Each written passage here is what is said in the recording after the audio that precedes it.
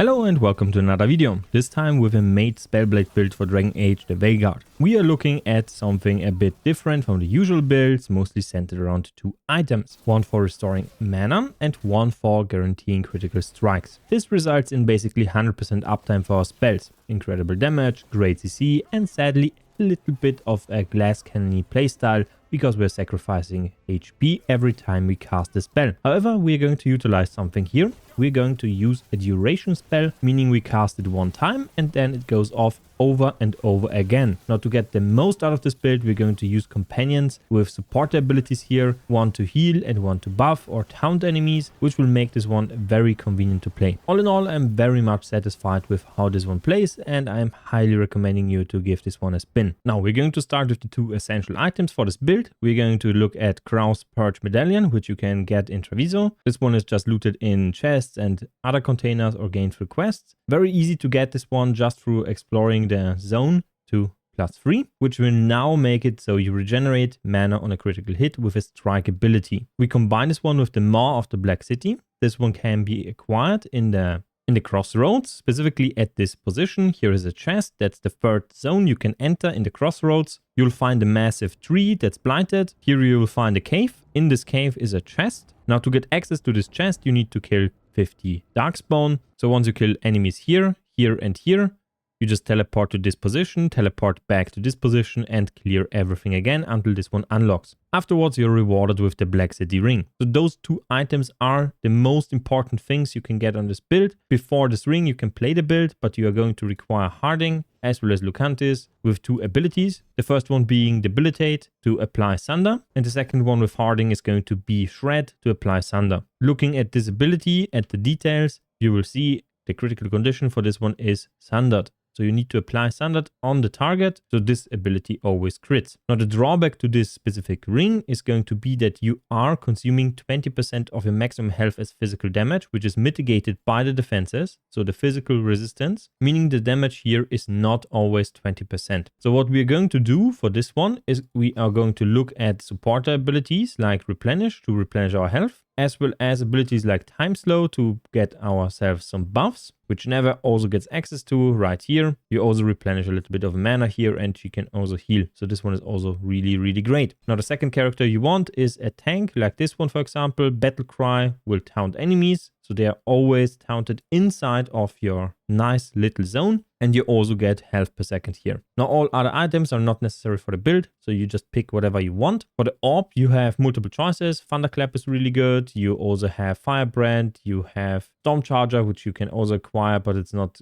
as good as Thunderclap. Thunderclap for this build is much better. You get 25% more damage versus Barrier, and you have more stagger. You also get stuff like Winter's Breath. Pretty good for this specific build because we are going to use charge attacks quite a lot. And lastly, in Docton, you can farm up Mage Gambit, which is a really neat orb for the build. Deals electric damage with a ton of stagger. The final attack damage is great, but not necessary for our build. We get fire and electric damage, and on a critical hit, we are going to apply burning or shock if we have the orb change to that element, because this orb has the ability to change between electric or fire with the final attack. But since our bread and butter combo is going to be a free combo light attack into a charge attack, we can prevent this one from switching constantly between those two elements and can match our damage type to the enemy we are currently fighting. As for Spellblades, we have Split Hilt Dirk, heavy damage, maximum arcane bomb charges. Both are pretty good, but the best pick here is the Mage Knife, with critical hit damage, a guaranteed crit on Arcane Bomb, applying additional afflictions on our target based on our orb currently equipped. And we also create bombs faster because we need only 2 charges instead of 3. I sadly don't remember where I got this one from, but it's pretty good. This is exceptionally good because our strike abilities trigger Arcane Bombs, and since Tempest is a strike ability, we're constantly triggering our bombs. For the staff, you can go with whatever you find that's currently boosting your damage. I just find the Veil Seeker to be really nice to have for the necrotic damage, but Glacial Rod will give you a global heavy attack damage buff, which is also pretty good. Heavy attacks with this specific weapon will also apply shield stacks, which boosts our damage through other means in the skill tree. You can get other staffs later on in the game and finish up your build with that. As for the belt, Twin Buckle Binding is pretty good early on with ability damage and enhanced damage, which is around 10% additional damage. Jumper's Binding is also pretty good with electric damage, and Golden Halter Sash is also very good with invulnerable, with additional invulnerable duration duration, additional health, and deflect and potion use. Invulnerable makes you immune to all damage, which is very, very good. And deflect just deflects the next impact. So this one is basically you press your potion button and you're invulnerable, which is really, really good, especially in higher difficulties where you're bombarded with attacks. And lastly, I really like the Amarantine Loop for stagger duration, takedown damage, and takedowns are now considered at 10% higher health, which is pretty great because we are using a skill that generates health as well as ultimate charge on a takedown. And lastly, for the chest, go with something that provides you with the most defense and ability damage in the medium slot. We need 2 medium armors because we are utilizing medium armor mastery for critical damage, final damage, charge attack damage, and agile damage. Charge attack damage and critical damage stack, so this is pretty good. Next up, a look at our skill tree. We're going to start with Fate Strike, move on to additional mana regeneration here, pick up Chain Lightning. We're going to, at this stage, utilize Heavy Draw of Harding to detonate the Overwhelm applied by the Chain Lightning to deal devastating damage in the early game. We're going to path left with Harding at first, and then we're going to respec and pick up the Shred ability with Enduring Sunder as well as Opportunity Knocks. This is just before we have the ring, so we apply Sunder and then utilize it. Same with Vulcanus, we go with Debilitate, pick up the Sunder duration at the end, and the Spiteful Melodies to increase stacks of afflictions and reset the duration of them. Later on, we'll pick up Perfect Cast to increase our damage with charge attacks by 50%. This one is multiplicative with other modifiers, which is really good. We pick up Reclamation for mana restore, and then we pick up Tempest with a few points in additional damage here with Conductor, as well as Shock Mastery. We are constantly shocking enemies because Tempest on a hit will shock enemies, and each hit will be considered for the amulet. And we can increase this duration with time management right here because we are rocking a duration ability by 50%, so 2 additional strikes, making this ability really good in the end game and throughout the game. It is basically the mana restoration spell you want. At this stage, we're going to also apply Nev to our team, because we want Hasten. Hasten will provide us with 1 ability use at no cost. Since Tempest is going to require 100 mana, this will negate that, and we can utilize other abilities during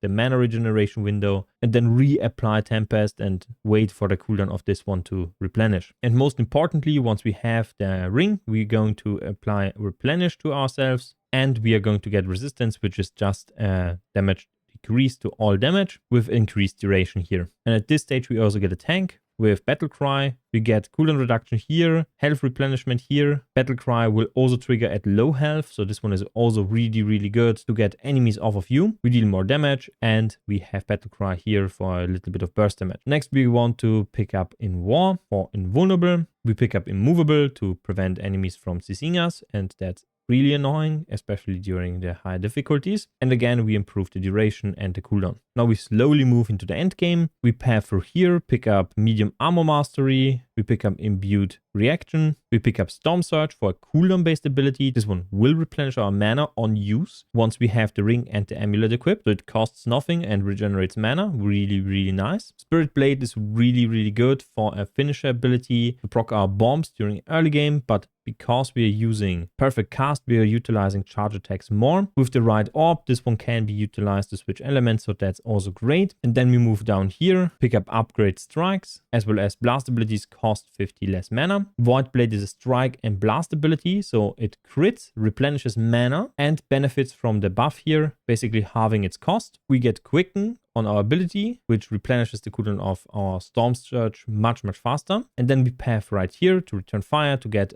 basically counter attack to our perfect defenses. Next, duration abilities apply a minus to defenses, really strong with the multiple applications possible through Tempest. And we now are going to change our Storm Surge for Meteor, pick up crit damage here, Arcane Bomb charges, rallying our party, additional burning stacks here. Then we move to Degrade for 5% more damage per Primer and Affliction. Since we apply Burning Shock, we are going to have a ton of additional damage here. On the detonation, we get Shocking Weapon, and then we pick up Time Management for 50% increased duration on Tempest. We also want to pick up Wall of Fire. This is because we acquire 15% additional ability damage, which is really great. Then we pair through Elemental Catalyst. Since we're matching our abilities to our Staff and Orb, we're going to deal more damage. And we get Shocking Weapons on the takedown with Imbued Takedown. And lastly, we're going to finish with Spirit Vengeance. And lastly, we're going to path right first at the Spellblade to apply always shock and burning at the same time, which will boost the damage considerably. We get maximum shock and burning stacks. And we're going to apply a very neat AoE damage electric burst once we reach maximum shock stacks. And there is other stuff like, for example, duration abilities deal 25% more damage to low enemies and stuff like Veil Blast. Anyway, this sums up the video. If you liked what you saw,